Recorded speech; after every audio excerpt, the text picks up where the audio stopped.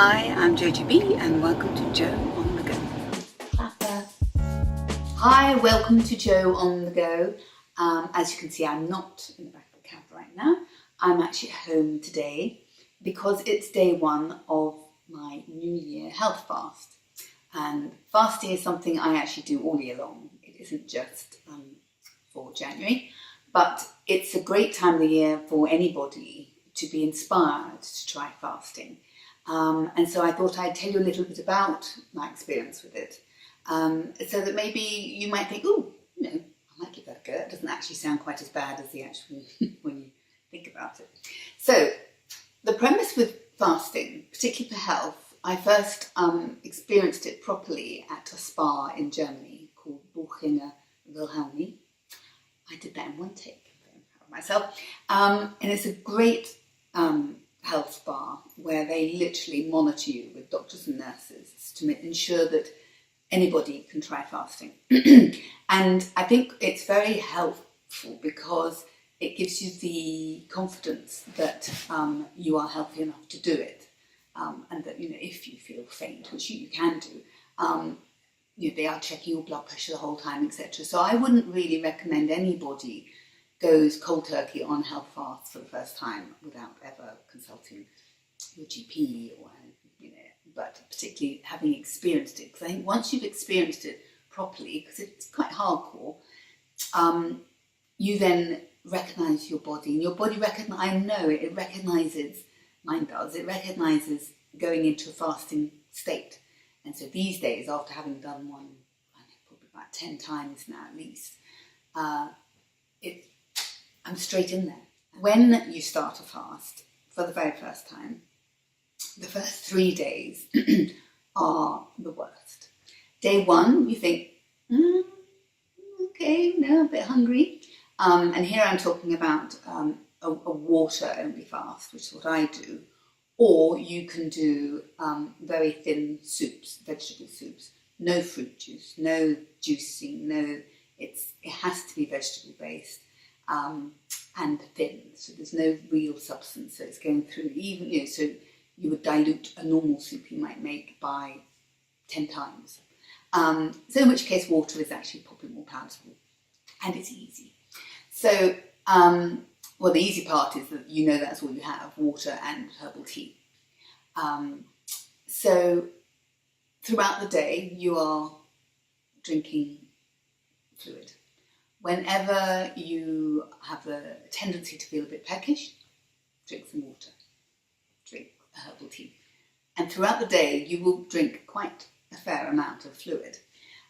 So by the end of day one, you will definitely have felt peckish. Day two, if you're a coffee drinker or a tea drinker, or you like a bit of wine, etc., toxins are coming out of the body. I know some people say, it doesn't happen, but you definitely experience headaches. Your body, your body is 70% water.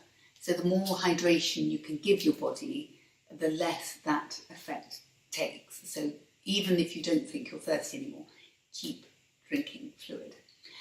Day three, if you're living with anybody and they make toast, the hunger pangs are it's just the smell of food, more than the idea of food, is just haunts you.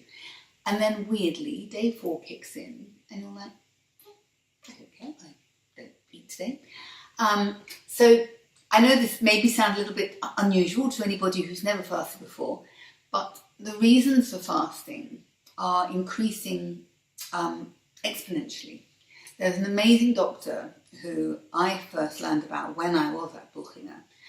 The doctors there, because of my MS, they were incredible, and they literally found all this research for me to back up why fasting would be a really, really good thing for me to try to do, and the whole ketogenic way of eating as well, where you're in fasting, you're working on a ketogenic level, your ketones are elevated, and so you are burning body fat.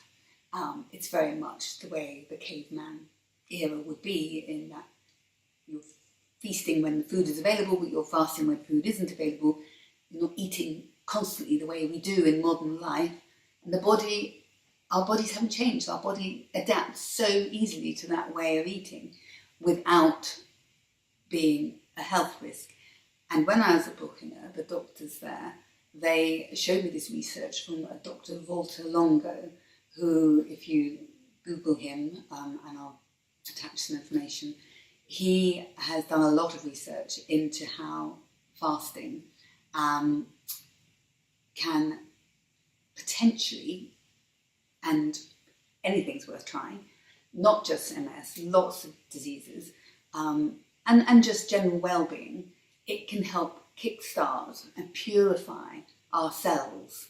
So our cells are developing, rebirthing every minute of the day, and our stem cells too. So if by chucking out foods that don't agree with us, potentially bacteria that curl up in the cells, we're talking Lyme disease, we're talking, all this research is ongoing, it's constant. But the gut biome, health fasting, this way of cutting out processed foods, bad foods, potentially foods that aren't bad but aren't great for you, and therefore adjusting your lifestyle so that you're just purifying what you eat, and then you reintroduce, and your body might say, it's not feeling so great, I had eggs. Some people have no issue with eggs, some people, it really reacts badly with them.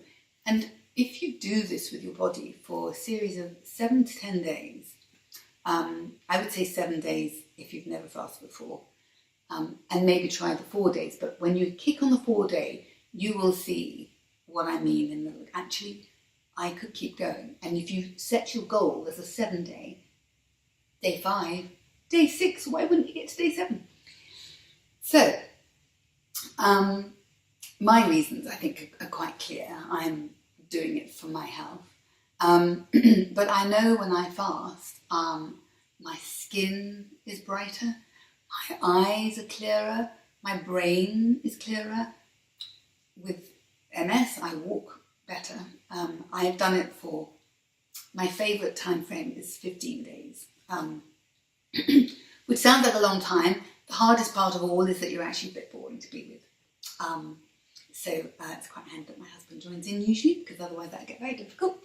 What would I recommend you have at home and do if you're going to fast? So have I been very clear about the fasting? So the easiest thing is water, herbal tea. If you feel a bit faint, maybe keep a very, very pure juice, but just a little hint. Low blood pressure, do take care. High blood pressure should come down. But do talk to your GP just in case, or let them know, the nurses at the clinic. Also, alongside water, herbal tea. I can't be without it, because obviously it's a bit chilly, it's winter, but your body temperature, you definitely feel the cold more when you're fasting. So I keep a good stock of ready-made herbals, not fruit tea, because they do contain sugar. Herbal teas, like fennel and cinnamon and ginger, turmeric. And also pop in the garden and grab some fresh thyme, which is delicious, very energizing. Fresh mint tea, love fresh mint tea. And cut up some fresh ginger and some fresh slices of lemon. So trying to not just have the tea bags, but make a few homegrown, medicinal, gorgeous teas as well. And the nice thing about herbal tea as well is that it's warming, because I particularly feel the cold anyway, and when I'm fasting, and most people will find that your senses all become very hyper. So bring the lights down low, obviously candles, just saying, but also sounds can affect you, be quite hyper and on edge, so too much noise. So keep lovely melody in the house if possible, and temperature. So I feel the cold naturally, but it's winter, and if you're not putting lots of fuel in your body, then you will feel the cold more. So I have to say, I will always have on hand water bottles. I can't tell you. This one I love. It's by a company called YUYU. It's Cashmere. I've had this for a few years now. It was given to me, and honestly, around your back, where when I feel the cold, I really feel it there. Around your legs, go around your neck. Can you hear it? It's like a little snake. It probably will end up at the bottom of a door one day in its next life, but I hope not. I rather love the colour, obviously. Or your old classic, this was a present from husband. Thank you, darling. Everyone in the house knows I'm always cold. Bed socks, soft, snuggly, and it is that thing. It's like, blankets, wrap yourself up, keep yourself warm from within and from the outside. And in the senses, the aromas around the home. And I've just added in here one of my favourite bath oils that I'll smell for the senses as well, because it contains frankincense, which is one of my favourites. This is aromatherapy, it's clear mind, I think it is.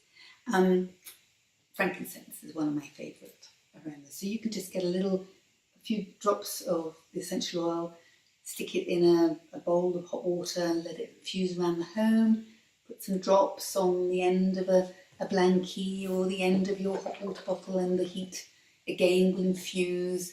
And those things, apart from anything else also, every time you revisit a fasting session, those comforts, everything's about comfort, makes you feel good, it makes you feel safe, secure, and it will remind you. So even the music you play, the aromas you burn in the home, it will remind you of what you're doing, and your body responds in a positive way. And then when you're in that zone, read, build the mind, and then de-stress the mind. Everything's about de-stressing. And with fasting, I know it may seem like an extreme way, but what you're doing is you're giving your body a break from, especially after Christmas, but you're giving your body a break from pressure and stress. The stress of food, the stress of repairing itself, but just constantly being topped up. So think of it as this wonderful break, but in that time, fuel your mind, fuel your senses. If you don't meditate yet, you think, I can't meditate, give it a go. I swear, I don't think I could manage life anymore without meditating. And it was one of the main reasons that I kicked off the JOGB with candles, because when you gaze at a flame and you clear your mind and you think calm thoughts, and you literally, a flickering flame is the most peaceful thing, and it can put you in that state where your heart rate drops, your blood pressure drops. You literally can get into that state so swiftly. But in the process of doing this video for you, there's a handful of little books that I've included here that, fine, you might have books already that you have used for, that make you feel good. Surround yourselves with books that are educating you a little bit more on what the food you're eating, the way you're living, because the idea is that the way you live your lifestyle now will determine where you are in 30 to 50 years. We're all living longer, but you want to live longer well. So this is a very old book that was lent to me and I've still got, so I've got to return it to her. Sorry, Not All in the Mind. Fascinating intro by this Dr. Richard Mackarness. And it was written in the 70s. You can see it's an old paperback. In the intro, it talks about this woman who was in the 20s, 30s, I think, early 30s. And she was all over the place. She was manic depressive. She attacked her children. She threw one of them through a window. She was all over the place. Doctors did not know what was wrong with her, what to do with her. And this particular doctor, Dr. Mackarness, she was in a psychiatric home. They were about to give her a lobotomy, so it was that period of time, that decade, and he just put her on a food exclusion diet. And she was a different woman within, I can't remember, it was literally it's in the intro, something like 7 days max, if not quicker. A completely different woman. It's very extreme. It says these foods can make you ill, and it literally is. Milk, eggs, coffee, white flour, common foods. It can also be little insidious food. It's a very inspiring book because it just it highlights how it just says allergies, headaches. Bear in mind how long ago this was written. We're talking nearly 50 years ago. Allergies, headaches, lethargy, obesity, bowel disturbances, depression and other mental illnesses, and we'll build in a few autoimmunes in there, which obviously is the way forward with all of these, the plant paradox, the Walls protocol, all my favourite things. This one, Love, Medicine and Miracles. A wonderful book that every patient and skeptic physician should read, because nutrition, gut health, that's so much more the focus, even in the way that medicine is being taught. More and more it's coming, students want it, health professionals need it. And so the more educated you can make yourself about the foods that suit you and the foods that possibly don't, as I say, fasting is a great space. There's also this positivity aspect of cleansing the body mentally as well as physically. And so that is a theory that it's a really, really good time to try to offload.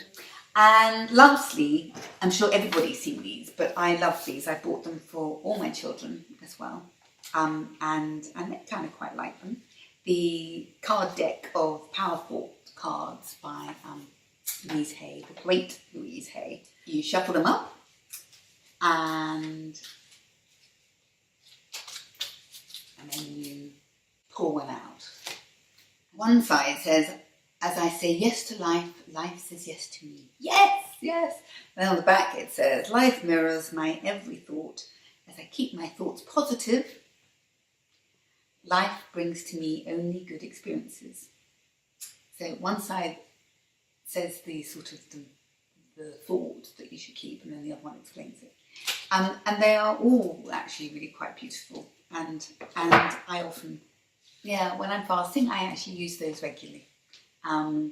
Because positive affirmations, it's all about the mind. Meditation, calm, de-stress, steal your time for yourself, and Happy New Year. More water. Thank you for watching. Don't forget to subscribe, like and share the love. And do visit my lifestyle website, jogbliving.com, where you'll find our candles and blog and more exciting things to come. The link is below.